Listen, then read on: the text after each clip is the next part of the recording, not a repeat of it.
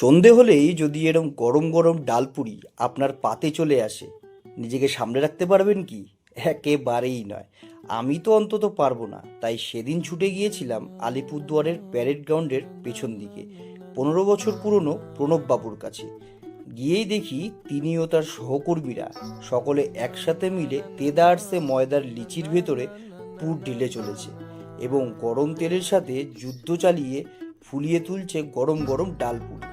আমি সন্ধেবেলা গেলেও সকাল 9টা থেকে ডালপুরির ক্যালমা চালু হয়ে যায় আলিপুরদুয়ারে, এবং দূর দূরান্ত থেকে ডালপুরির স্বাদ অনুভব করতে ছুটে আসে স্কুল পড়ুয়া থেকে শুরু করে চাকুরেজীবীরা। আমি সন্ধেবেলা গেলেও ভিড়ে কিন্তু কোনো রকম কোনো প্রভাব পড়েনি।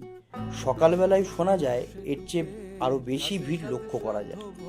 এই ডালপুরির বিশেষত হলো এর সাথে দেওয়া ছোলার ডাল আলু দিয়ে এবং আমের চাটনি, যেটা 12 মাস একই রকম একইভাবে দিয়ে আসছে এই দোকানদার।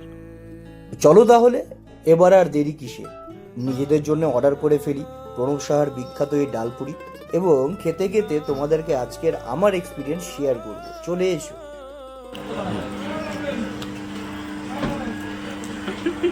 এই মুহূর্তে সন্ধ্যা ঠিক 6:30 বাজতে চলেছে।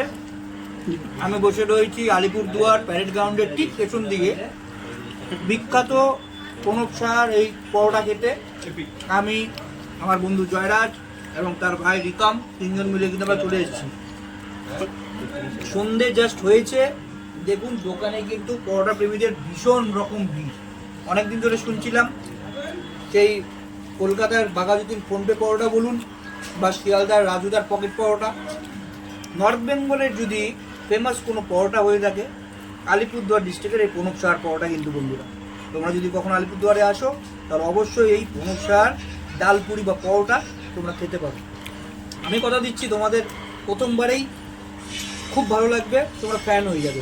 তেল তো একদম নেই, অন্য সমস্ত পরোটা যেরকম তেলে চপচপ করে, তেলের পরিমাণটা খুবই কম, যেটা খুব হেলদি। মানে আমি একটু হেলথ কনসিয়াস হয়ে পড়েছি বর্তমানে। খুব আগে প্রচুর ফুড ব্লগিং করতাম, এখন করি না।